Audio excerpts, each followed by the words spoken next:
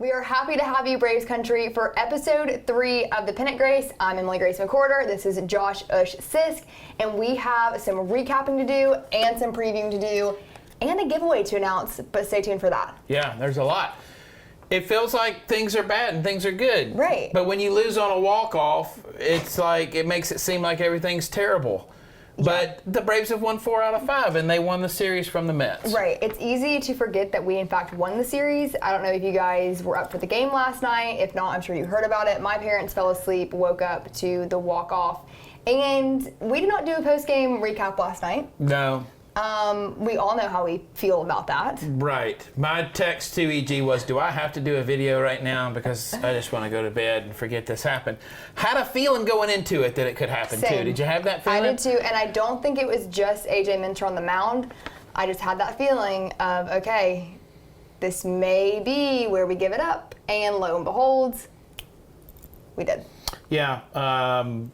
Back to him in a minute and AJ and the whole closer situation, but some other things that stood out from that, we did get good starting pitching for sure throughout the series. I think that was a bright spot, and I want to focus on the positives first. I do think it's a good time to come home. So the Braves will host the Cubs and then the Padres on a 7-game homestand, and I can't think of a better time for that to happen. I agree. Crowds were good. Braves play well at home. They've shown that. And again, the starters were good. We saw some timely hitting. We saw some good defense. Overall, it was a good series, and you can't take anything away from what this, being at home, going on the road with a quick, and then coming back at home. For sure. We would have liked to have gotten the sweep. We also would have liked to have gotten the combined no-hitter. We were 1 out away. Yeah. We all knew that. Our closer did not, by the way. No. He was not aware that was a thing going on at the time. But, yeah, that would have been nice to see.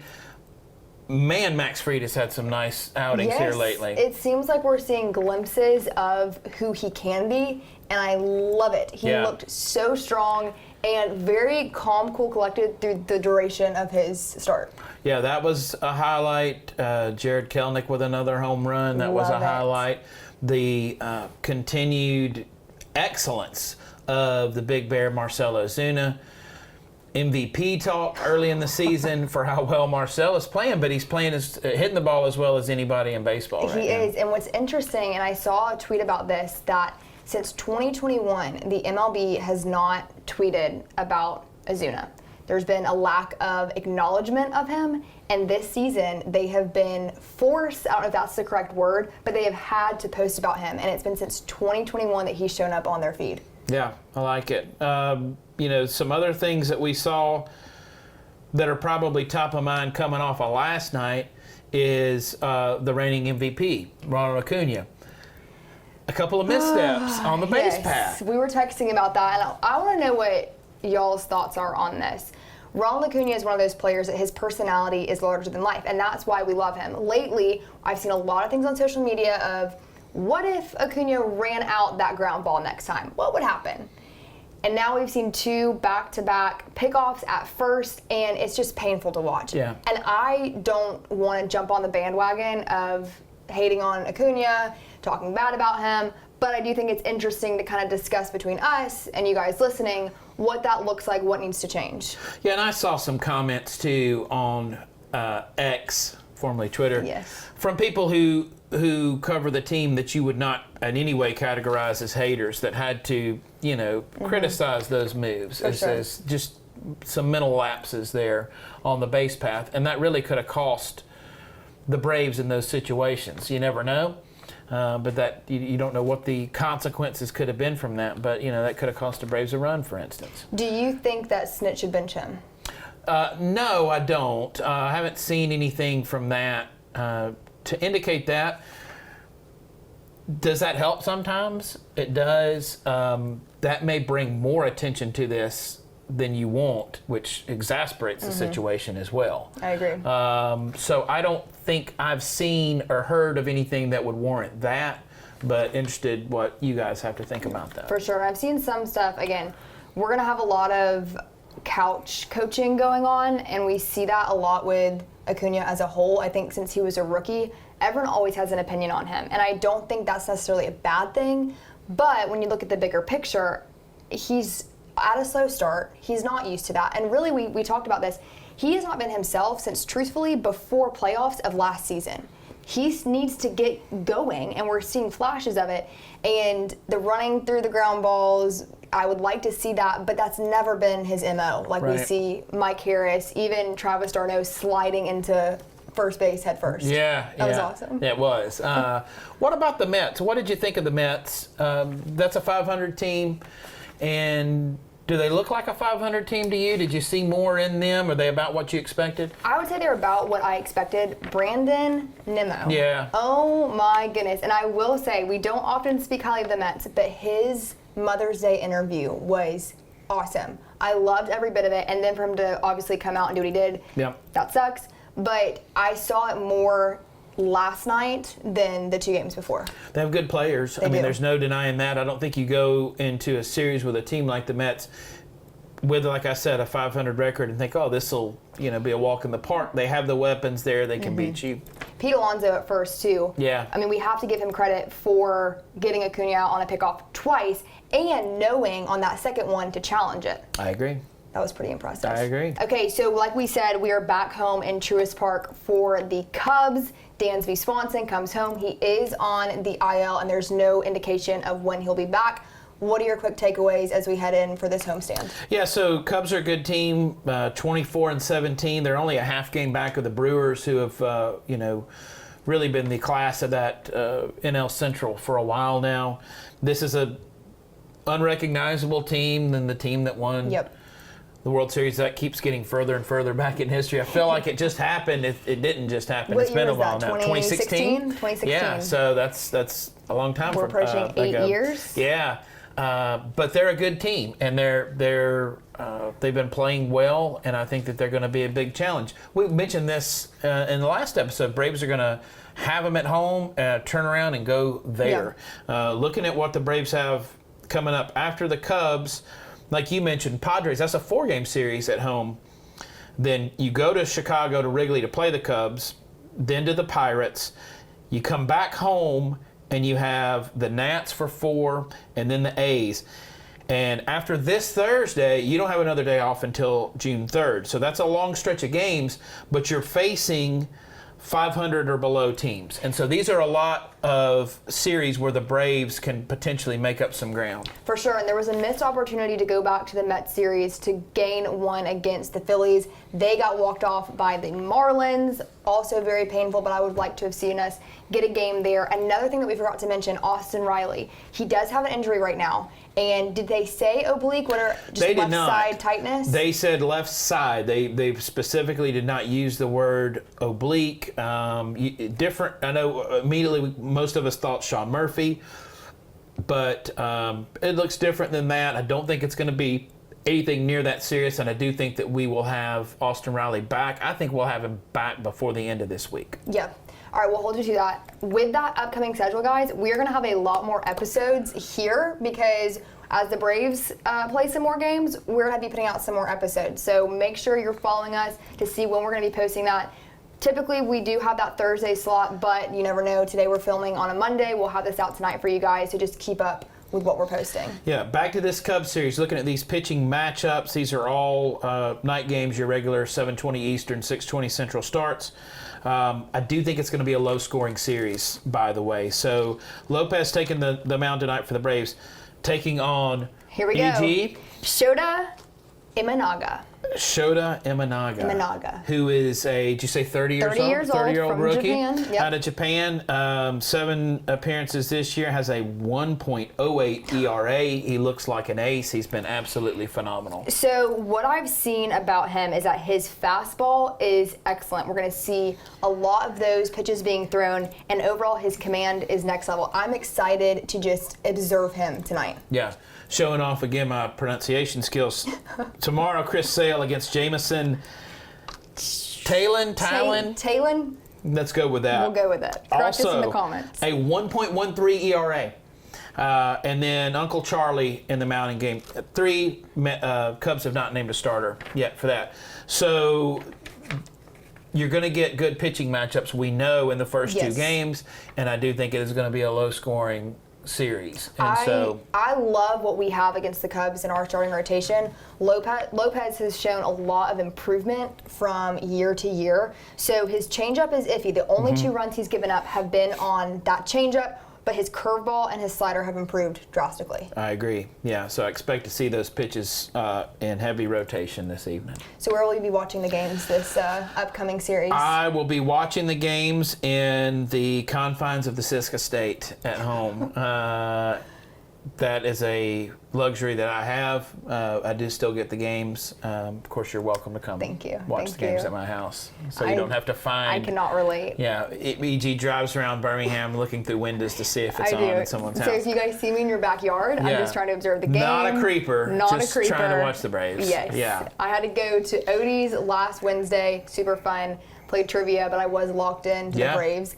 Do we have any update on the status of the dispute? Have you seen anything? Haven't seen any updates on that. I haven't either. Yeah. So we're all holding out together. Let us know if you still have the games. My parents are currently using a jailbroken Amazon Fire Stick. Okay. And it's working well. I'm not sure if I'm supposed to reveal that information, but they still have the games. And hopefully this will get figured out. But again, we have no update on that. Hopefully by the end of the month, we'll have games Sure back. would hope so. Yeah. Normal shortstop for the Cubs is injured is Dansby Swanson, former Brave. We talked about this in episode 2. Looking at some of those numbers, it's pretty even offensively when you look at that.